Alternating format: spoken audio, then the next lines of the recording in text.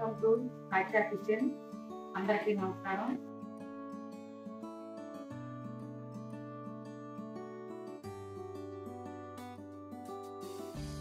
పులుసుకి కావలసిన పదార్థాలు చూడండి. పప్పు 1 కప్పు, టమాటాలు 4, ఎండుమిరపకాయల కారం, పచ్చిమిరపకాయలు వేయమండి, ఎండుమిరపకాయల కారము, పప్పు, టమాటాలు, చింతపండు ముందుగా ఉడకబెట్టుకుంటాం. ఆవాలు, మినపప్పు, శనగపప్పు, వెల్లుల్లి, జీలకర్ర, కరివేపాకు, 2 ఎండుమిరపకాయలు తిరగమాతకి. పప్పు ఉడకబెట్టుకున్నాం 2 కుక్కర్కు పప్పు. దీన్ని శుభ్రంగా కడుక్కున్నాము. కొన్ని వేసుకున్న పప్పు 3 గ్లాసులు నీళ్లు పోసాము. దాంట్లో 1 స్పూను పసుపు, 2 స్పూన్లు దంచి పెట్టుకున్న కచ్చాపిసా దంచుకున్న మిరపకాయలు, కారం, రోట్లో దంచుకున్న కారం ఇది. ఇప్పుడు కొంచెం చింతపండు, పప్పులుసు కదా, కొంచెం చింతపండు. ఇప్పుడు 4 టమాటాలు.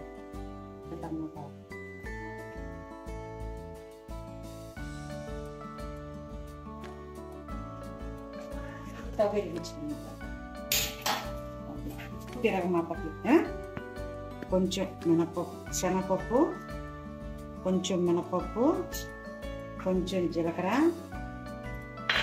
4 ఎండుమిరపకాయలు, 2 ఆవాలు, తెల్లగడ్డ. పప్పుకి మెంతులు రుచిగా ఉంటాయి. కొంచెం మెంతులు అరుగుదల కూడా బాగుంటుంది మెంతులు వేసుకుంటే. కొని బాగా పప్పులుసు కదా, ఇలాగే ఎనుపుకోవాలి.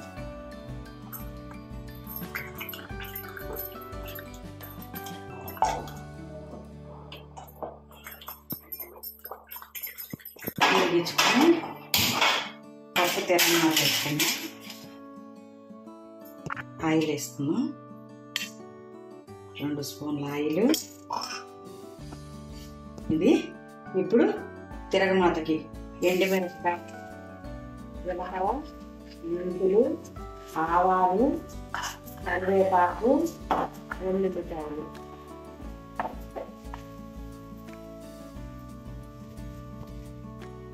గ్యాస్ ఫామ్ అవ్వకుండా ఇంగువ, పప్పు కదా, గ్యాస్ ఫామ్ అవ్వకుండా ఇంగువ.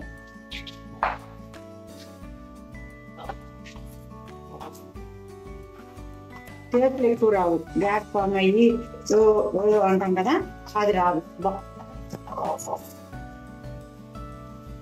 పెట్టుకుంటా ఇప్పుడు తిరగమాత వేసుకుంటాం. దీంట్లో నాకు కొంచెం నీళ్ళు పోసుకొని కలిపి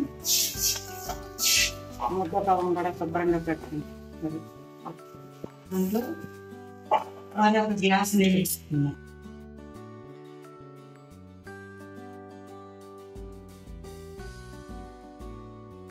దీంట్లో పచ్చిమిరపకాయలు వేయకూడదు, ఎండుమిరపకాయలు రోట్లో దంచుకొని కసాబిసాగా వేయాలి. వేసుకొని టమాటాలు, పప్పు, 1 ఎర్రగడ్డ ఉడకబెట్టుకొని ఎనుపుకొని తిరగమాత పెట్టుకోవాలి. దీన్నే పప్పులుసు అంటారు. సూపర్ ఉందండి పప్పులుసు. మీరు కూడా ట్రై చేసి చూడండి. వేడి వేడి అన్నంలో వేసుకొని తినండి. సూపర్. లైక్ చేయండి, షేర్ చేయండి, కామెంట్ చేయండి.